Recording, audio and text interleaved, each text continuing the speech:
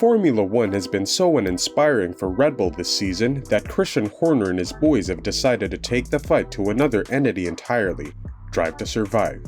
In 2024, Red Bull Racing is gearing up to mark its impressive 20th season in the sport. With the current title of Constructors' World Champion under their belt and the reigning Drivers' Champion in their lineup, it's shaping up to be a thrilling season. In a move to share their journey with the world, the team, headquartered in Milton Keynes, is exploring the idea of creating a documentary series akin to the popular Drive to Survive, which will give fans an inside look into their exciting world. According to credible sources within the F1 community, British magazine Business F1, which carries substantial influence in the paddock, reports that Christian Horner, the team principal, has reached out to Box to Box Productions, the company behind the renowned Drive to Survive series, to collaborate on a 4-part documentary. This comes as part of Red Bull Racing's efforts to shed light on their journey. Additionally, Christian Horner is currently in discussions with both Netflix and Amazon to explore potential platforms for broadcasting this exciting series.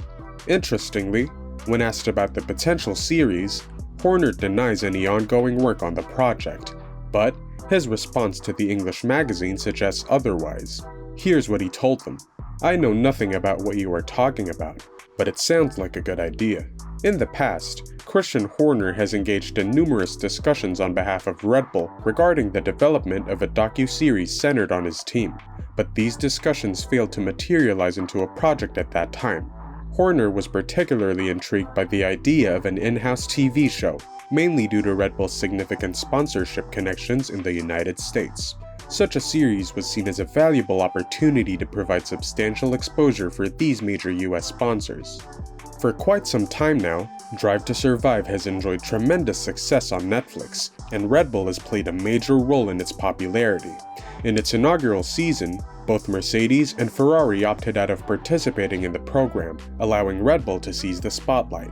It wasn't until the second season in 2019 that Red Bull's competitors decided to get on board.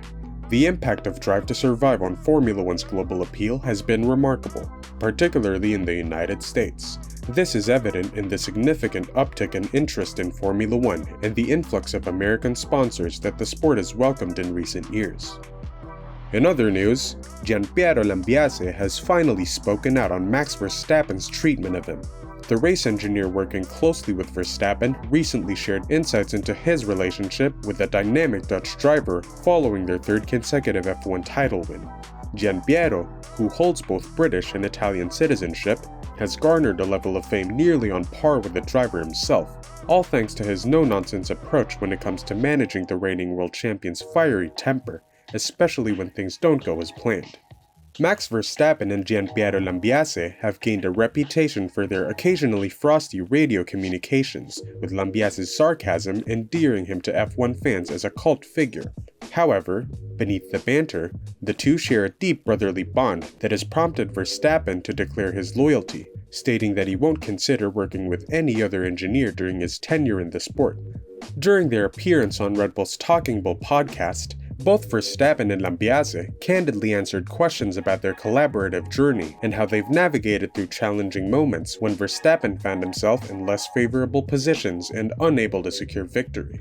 Lambiase pointed out that he and Verstappen will have completed 8 full seasons working together by the end of this season.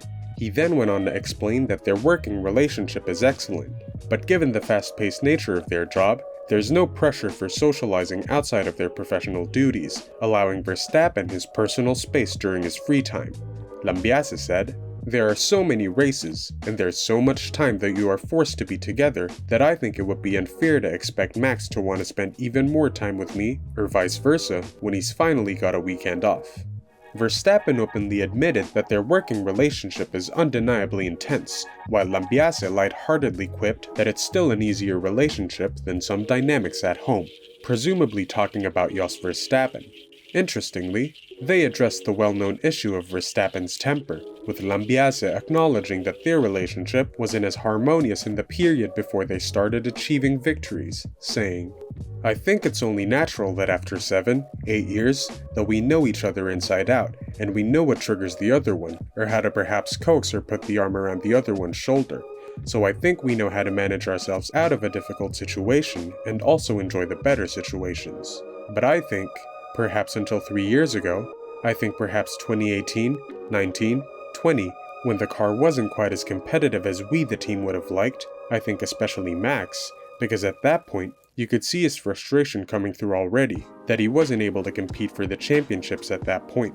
We had a few ups and downs, I would say, in that period, in the middle, 3rd, 4th, 5th year. Verstappen chimed in, emphasizing that those were indeed true arguments. Lambiase added that the intensity of the title fight in 2021, particularly against Lewis Hamilton, played a pivotal role in strengthening their bond. He said, "Since 21 was so intense, I think the relationship and the bond was cemented that year, and then last year and this year has just been a continuation of that. Yeah, I think he's my little brother." While the Verstappen and Lambiase partnership is currently enjoying a smooth ride and outperforming their competition, the engineer expressed his concerns about the day when their dominance eventually comes to an end. "My biggest fear is the moment that we do have increased competition, and we're not winning every race, because you see how he's treating me at the moment, and he's winning every race, so that'd be I'm really not looking forward to it again."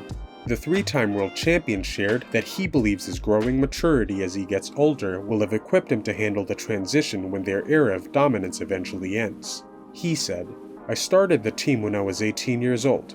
I'm 26 now. So also, I think as a person, I've grown a lot. So, when I look back at those kinds of images from the first few races I did with the team, I'm like, oh my god, it's very different. I think also in my behavior, I think it's only natural that also the connection, and just me also growing up more. I think that helps a lot in your relationship. I still get upset, even in such a dominant season, when things don't go well. It's the same for GP. We still want to win, and we still want to do everything as perfectly as we can, even though, no one is perfect. But we try to be as close to perfection as possible. That's why sometimes, of course, we still have our arguments, but it's all because we are very driven to win. We don't like when we come out of a weekend. Oh, how could we have done things better, or quite a bit better? It still upsets us, which I think is good, because if you don't have that drive, then I think something is wrong." In a nutshell, Lambiase said that at their core, he and his driver share a fundamental value that has been instrumental in unlocking the best in both of them. He ended the sit-down by saying, "I was asked for one word to describe Max. My word was insatiable, which I think goes for me as well, in that no matter how many races we win, or how many championships we have won or could win, I think the point is, I don't think we're ever happy, and our bar is so high, I'd say we're both perfectionists in that respect, that nothing is ever good enough. I think that's what really motivates us to just keep doing what we're doing, following the process, and achieving the best that we can." What do you think? Will Red Bull's answer to Drive to Survive paint a more truthful picture than the highly dramatized Netflix series? Or do you actually enjoy Drive to Survive's overly dramatic storytelling? Let us know in the comments below. And don't forget to subscribe and ring that notification bell for the hottest F1 news.